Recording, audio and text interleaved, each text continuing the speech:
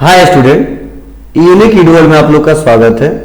और आज की वीडियो में सीखने वाले हैं और समझने वाले हैं और जानने वाले हैं कि एमएस वर्ड के अंतर्गत जो पेज लेआउट टैब दिया गया है, इस टैब का क्या यूज है, इसमें कौन कौन से ऑप्शन दिए गए हैं, वह एक दो वीडियो में एक एक करके स्टेप बाय स्टेप डिस्कस करेंगे, कवर करेंगे। तो चलिए आज की वीडियो में हम लोग समझते हैं कि मार्जिन्स क्या होता है, ओरिएंटेशन क्या होता है, साइज क्या होता है और कॉलम्स क्या होता है।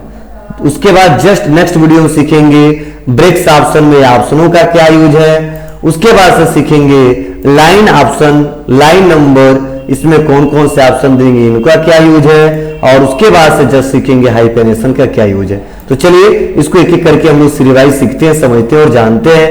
तो देखिए यहाँ पे ऑप्शन दिया गया है पहला मार्जिन। तो पहले मैं बता दूं कि जब भी हम एमएस वर्ड पे काम करते हैं तो बाय डिफॉल्ट हमारा जो पेज का मार्जिन होता है, इसका क्या मतलब है समझिए। मतलब पेज का मार्जिन का मतलब ये जो पेज इतना बड़ा दिखाई दे रहा है, टॉप पे कितना गैपिंग देना चाहते हो, लेफ्ट पे कितना गैपिंग देना चाहते हो, राइट साइड में कितना गैपिंग देना चाहते हो और बॉटम पे कितना गैपिंग देना चाहते हो, इसी को बोलते हैं मार्जिन। क्या बोलते हैं? इसी को बोलते हैं मार्जिन। और कोई भी डॉक्यूमेंट जब तैयार करते हैं तो हमें मार्जिन सेटअप करना आपको अच्छे से आना चाहिए। मार्जिन अगर बेटर तरीके से सेटअप होगा तो हम लोग डॉक्यूमेंट को बेटर तरीके से प्रिंट कर सकते हैं और आगे चल के हमको कोई दिक्कत नहीं होगी और पेजेस हमारे खराब नहीं होंगे, बार बार हमको सेटअप नहीं करना पड़ेगा। तो देखिए जो बाय डिफॉल्ट सेटअप है वो अच्छा रहता ही रहता है, फिर भी हमारा कई बार ऐसा होता है, रिक्वायरमेंट होता है अलग अलग सेटअप करना, तो वो कैसे करते हैं उसको सीखते हैं, समझते हैं और जानते हैं। तो देखिए जैसे मैं मार्जिन पे क्लिक करूंगा ना तो बाय डिफॉल्ट नॉर्मल मार्जिन है और नॉर्मल मार्जिन में देखो टॉप में 1 इंच है, देखिए बॉटम में भी 1 इंच है, लेफ्ट में भी 1 इंच है और राइट में भी 1 इंच है।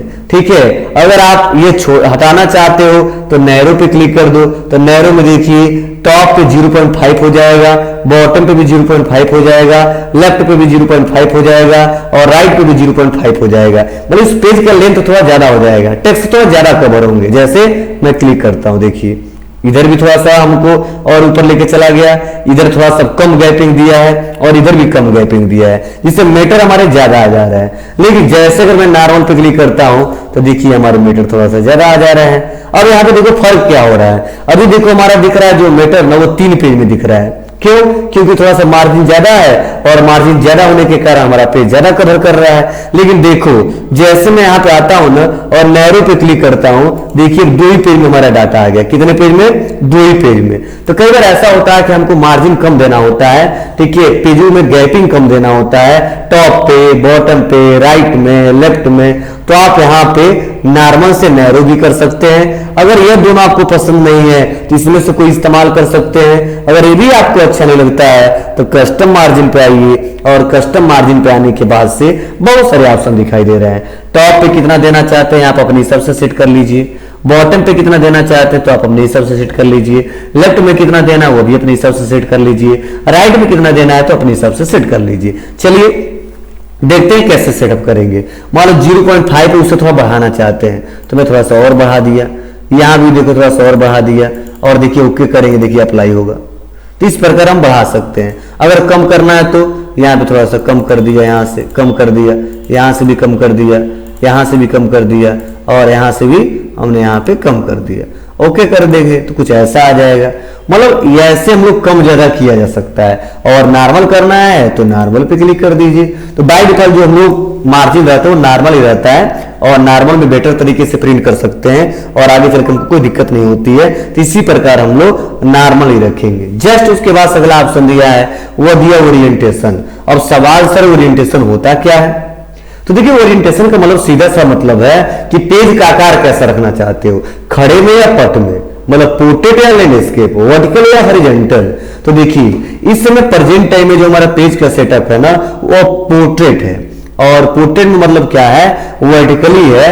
और अगर हम सोच रहे हैं वर्टिकली से हॉरिजॉन्टली कर दें तो यहाँ पे हॉरिजॉन्टली कर सकते हैं, मतलब लैंडस्केप कर सकते हैं। अब कोई लोग को सवाल यह होगा कि सर ये होता क्या है, क्यों इस्तेमाल करेंगे। देखिए अभी मैं यहाँ पे दिखा रहा हूं, इसमें प्रेजेंट टाइम में लैंडस्केप में है, तो जो लैंडस्केप में है ना, तो यह पैराग्राफ कितने लाइन में आया है, 2 लाइन में आया है। लेकिन जैसे मैं यहाँ पे आता हूं और पोर्ट्रेट कर देता हूं, तो ये हमारा पैराग्राफ कितने लाइन में आया है, 3 लाइन में आया है। मतलब क्या है, जब नंबर ऑफ लाइन ज्यादा हो और उस लाइन में मैटर कम हो, तो हमेशा जो डॉक्यूमेंट को प्रिंट करना चाहिए ना, वह डॉक्यूमेंट को प्रिंट करना चाहिए किसमें, पोर्ट्रेट में।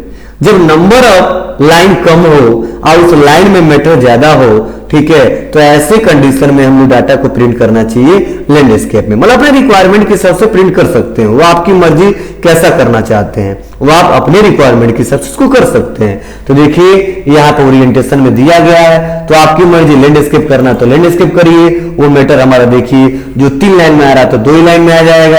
अगर नहीं करना चाहते हैं तो बाय डिफॉल्ट हमारा पोर्ट्रेट रहता ही रहता है, वर्टिकल रहता ही रहता है। आप इसका प्रयोग कर सकते हैं। जस्ट प्रिंटिंग के समय इसका प्रयोग लोग ज्यादा करते हैं, जिससे डाटा को अच्छे से प्रिंट किया जा सके और उसका इस्तेमाल किया जा सके।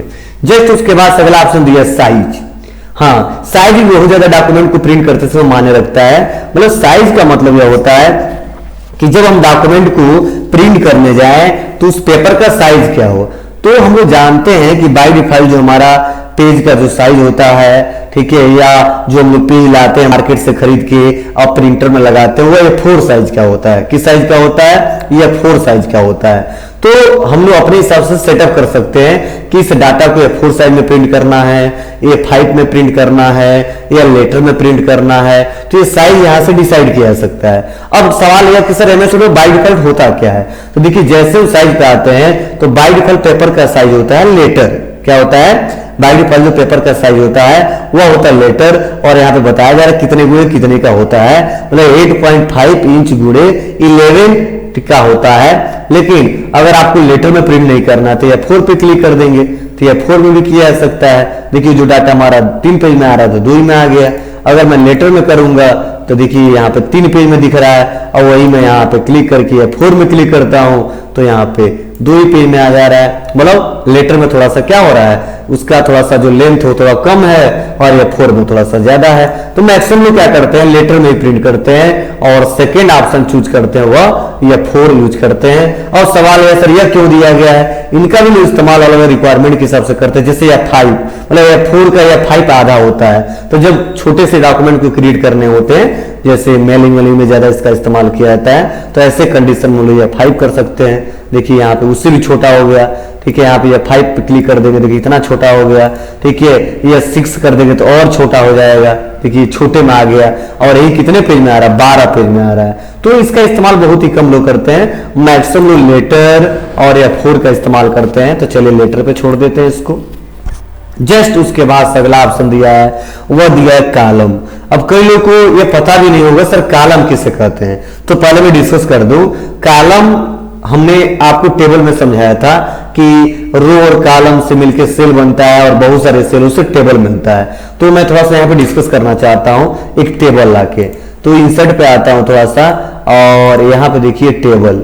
तो अगर इस समय पूछे कितने कॉलम है तो आप क्या बताओगे, ये कॉलम 1 है, ये कॉलम 2 है, ये कॉलम 3 है, ये कॉलम 4 है और ये कॉलम 5 है। मतलब क्या है, ये नंबर ऑफ कॉलम 2, 2, 4, 1, 5 है। वैसे इस समय आपसे पूछूं कि जो मैंने डॉक्यूमेंट बनाया है इसमें से कितने कॉलम है, तो आप क्या जवाब दोगे। तो मैक्सिमम लोग जवाब दे ही नहीं पाते हैं और समझ ही नहीं पाते हैं क्या होता है। मतलब इस समय अगर हमसे कोई पूछे कि जो डॉक्यूमेंट आपने बनाए हो वो कितने कॉलम में बनाए हो, तो हमारा जवाब रहेगा 1 कॉलम में बनाया। कितने कॉलम में, 1 कॉलम में। लेकिन आप लोग देखे होंगे पेपर ऊपर पढ़ते समय या डॉक्यूमेंट, ठीक है, पढ़ते समय, कोई नोट्स पढ़ते समय, ठीक है, वहां पे जो मैटर होता है एक ही पेज में 2 कॉलम में होता है। कैसे होता है, बस पेज लेआउट में आते हैं और कॉलम पे आते हैं, और कॉलम पे आने वाले देखो 1 कॉलम में है, हम क्लिक करके 2 कॉलम में कर सकते हैं। अब यही मैटर देखिए हमारा पहला कॉलम यहां तक गया है, मतलब उसके बाद से दूसरा कॉलम, उसके बाद से यहाँ पे तीसरा कॉलम, उसके बाद से चौथा कॉलम। अब कोई सवाल ये पूछ रहे होंगे सर इसका यूज क्या है रियल में। रियल में यूज क्या है, एक अलग स्टाइल भी दिया जा सकता है और मैटर को 2 कॉलम में देखा जा सकता है, इस्तेमाल किया जा सकता है। सेकेंड हमारा यह फायदा होता है कि जब क्वेश्चन हम लोग बनाते हैं तो वहां पे ज्यादा प्रयोग करते हैं। अब क्वेश्चन बनाने का क्या मतलब है, चलिए इसको भी हम डिस्कस करते हैं। जैसे देखते हुए आप लोग क्वेश्चन बनाया जाता है।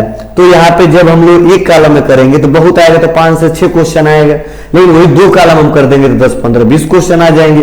कैसे आएंगे थोड़ा सा मैं क्विकली पे बता दे रहा हूं जिससे आपको समझ में आ जाए। जैसे मैंने क्या कर लिया, यहाँ पे टाइप कर दिया कि CPU स्टैंड फॉर, और हमने क्वेश्चन पूछ दिया सपोज CPU स्टैंड फॉर, और मैंने ऑप्शन दे दिया सेंट्रल प्रोसेसिंग यूनिट, और यहां पर हमने दे दिया कंट्रोल यूनिट, उसके बाद से कंट्रोल प्रोसेसिंग यूनिट, और उसके बाद हमने दे दिया सेंट्रल प्रोसेसिंग यूनिट। ठीक है, अब इतना टाइप करने के बाद से मैं कहाँ आया, इसको सेलेक्ट किया, सेलेक्ट करने के बाद से होम पे आया और नंबरिंग दे दिया 1 2 3 4। ये सपोज हमारा पहला क्वेश्चन है, ठीक है, मैं लिख दिया Q और 1 डॉट, ठीक है, और यहाँ पे आ जाता हूँ, सेलेक्ट करता हूँ, थोड़ा बोल्ड कर देता हूँ, साइज बड़ा कर देता हूँ। ये पहला क्वेश्चन है, बस मैं सेलेक्ट कर दिया, कॉपी किया, सपोज हमारा, इसके बाद से इंटर बटन दबाता हूँ और बैक स्पेस दबाता हूँ, बैक स्पेस, यह सेकेंड वाला है, यह थर्ड वाला है, यह फोर्थ है, यह 5, यह 6, यह 7, 8। अब देखिए क्या हो रहा है, समझने की थोड़ा कोशिश करना।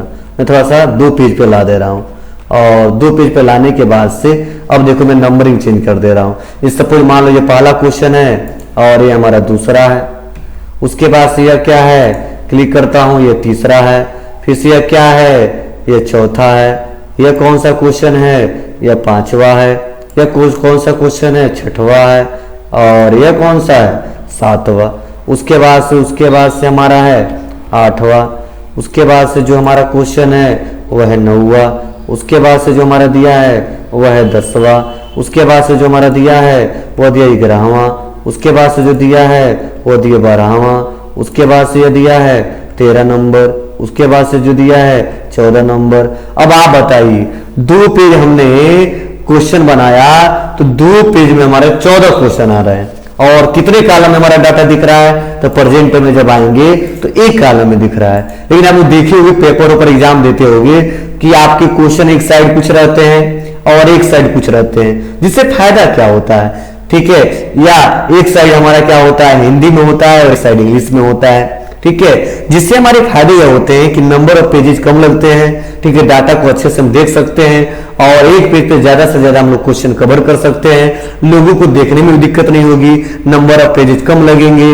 और आसानी तरीके से इसका प्रयोग कर सकते हैं। तो बस यहाँ पे कंट्रोल ए करते हैं और कॉलम पे आते हैं और 2 कॉलम पे क्लिक करते हैं। अब देखो फायदा क्या हो गया, ये जो पेज हमारा 2 पेज में आ रहा था अब एक ही में आ गया, पहला, दूसरा, तीसरा, चौथा, 5वां, 7 तक, 8वां यहाँ से स्टार्ट हो गया, उसके बाद से 9वां, 10वां, 11वां, 12वां।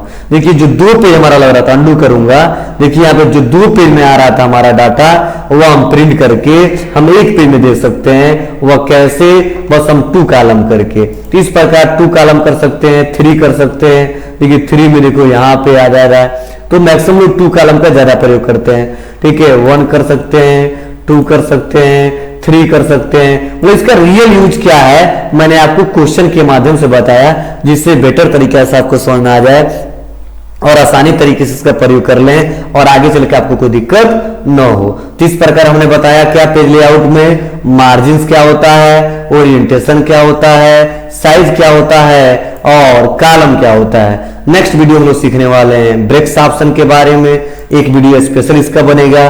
उसके बाद हम जानने वाले हैं लाइन नंबर के बारे में, और जस्ट उसी वीडियो में सीखने वाले हैं हाइपेनेसर के बारे में। तो आज के लिए बस इतना ही। अगर वीडियो आपको अच्छा लगा हो तो please like, comment, share, subscribe करना न भूलें। Thank you.